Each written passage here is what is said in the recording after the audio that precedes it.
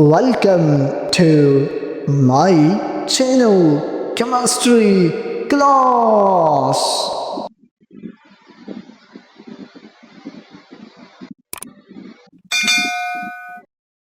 Welcome back to Chemistry Class, my dear student. I hope you are doing well.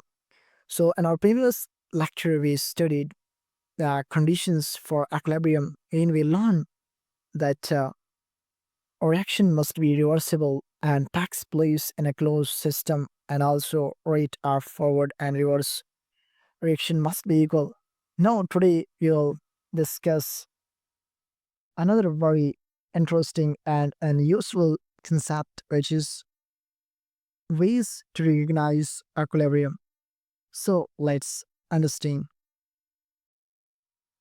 Introduction to ways to recognize equilibrium.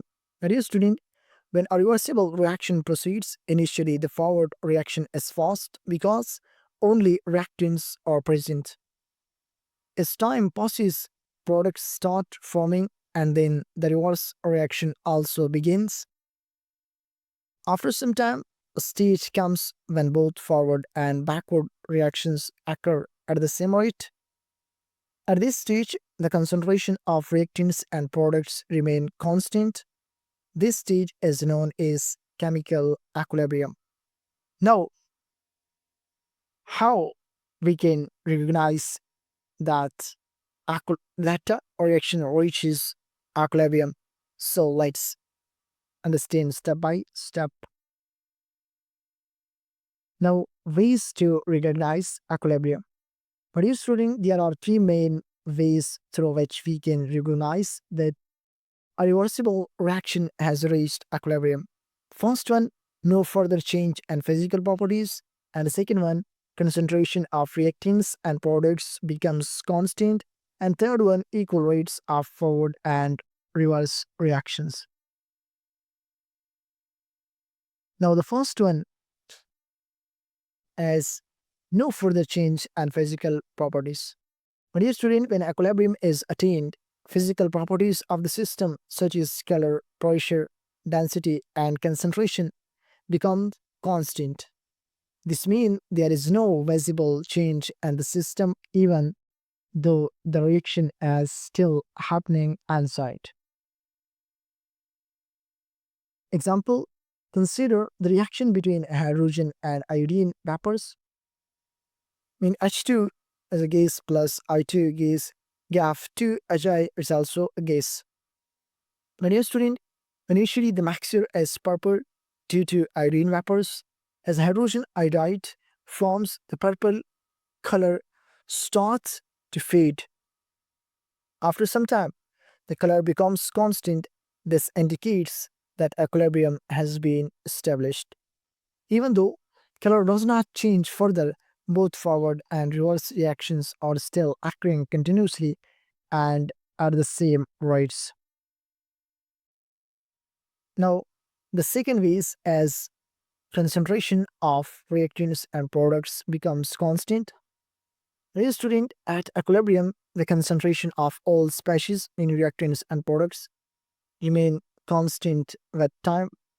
This happens because the rates at which reactants are converted and products is equal to the rate at which products revert back into reactants. Example, and the reaction N2 is a gas plus 3H2 is also a gas, GAF2 NH3 is also a gas. But usually at first, the concentration of N2 and H2 decreases rapidly while NH3 increases. After some time, all three concentration become constant, no further change is observed. This shows that equilibrium has been achieved. Now, the third is as equal rates of forward and reverse reaction. But dear student, the most scientific way to recognize equilibrium is by observing that rates of forward reaction is equal to rate of reverse reaction. Mathematically, rate of forward is equal to rate of reverse. At this point, reactions continue forming products and products continues decomposing back into reactants, but the overall effect is zero because both occur at the same rate.